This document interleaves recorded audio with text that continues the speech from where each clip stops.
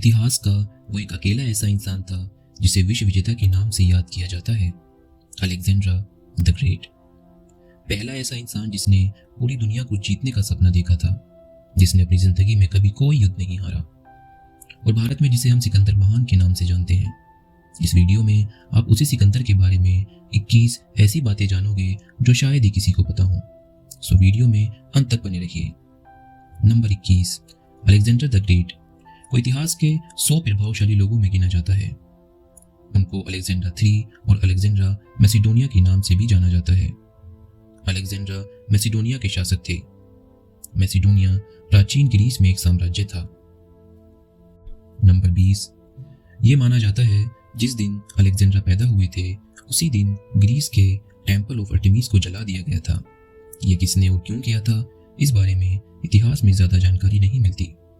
Temple of Artemis दुनिया के 7 अजूबों में से एक था। नंबर 19, अलेक्जेंडर द ग्रेट दुनिया के महान फिलोसफर अरिस्टोटल के स्टूडेंट थे। जब अलेक्जेंड्रा 13 साल के थे तो उनकी एजुकेशन के लिए उनके पिता फिलिप ने अरिस्टोटल को चुना था।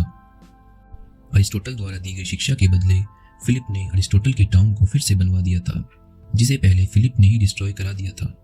अरिस्टोटल ने अलेक्जेंड्रा को 3 साल तक पढ़ाया, जब तक अलेक्जेंड्रा 16 साल के हुए, और इसके बाद उनके पिता फिलिप की हत्या हो गई और अलेक्जेंड्रा मैसिडोनिया की गद्दी पर बैठ गए। अरिस्टोटल ने उनको philosophy, religion, moral and logic की एजुकेशन दी थी।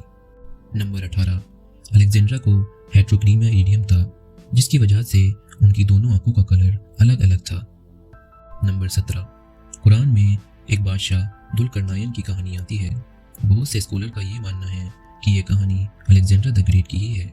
मतलब कुरान में दुलकरनायन नामक व्यक्ति का जो जिक्र आता है शायद वो सिकंदर ही है। नंबर 16, अलेक्जेंड्रा अपनी वॉर में पहली वॉर से आखिरी वॉर तक अपराजित यानी अनबीटेबल रहा। वो किसी से नहीं हारा। उसकी मिलिट्री टैक्टिक्स और स्ट्रेटजीज आज भी दुनिया में जगह जगह आर्मी अकेडमीज में पढ़ाई जाती है।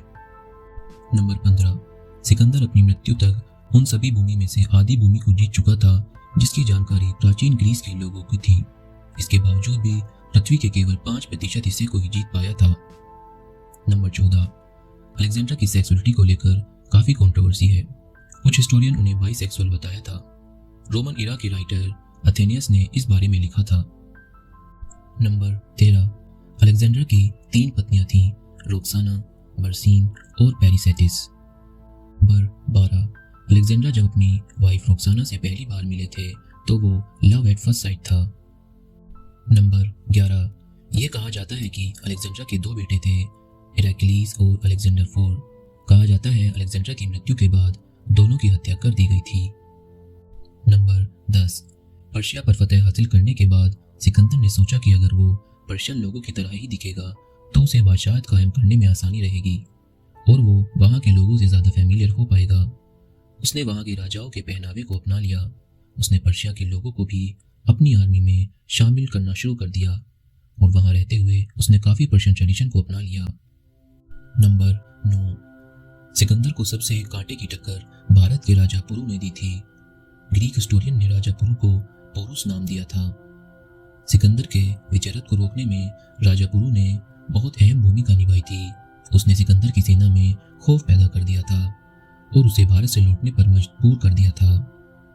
नंबर 8, सिकंदर के पास ड्यूकेफेलस नाम का घोड़ा था जिसे वो बहुत प्रेम करता था। जब सिकंदर पंजाब आया तो वहाँ उस घोड़े की डेथ हो गई थी। सिकंदर ने पंजाब में झेलम नदी के किनारे 2 शहर बसाए थे। उसने उनमें से एक शहर का नाम अपने घोड़े के नाम पर रखा था। नंबर 7, दुनिया के किसी भी हिस्से को जीतने के बाद अलेक्जेंडर वहां पर अपने नाम से एक शहर बसाता था और वहीं पर अपनी विक्ट्री को सेलिब्रेट करता था।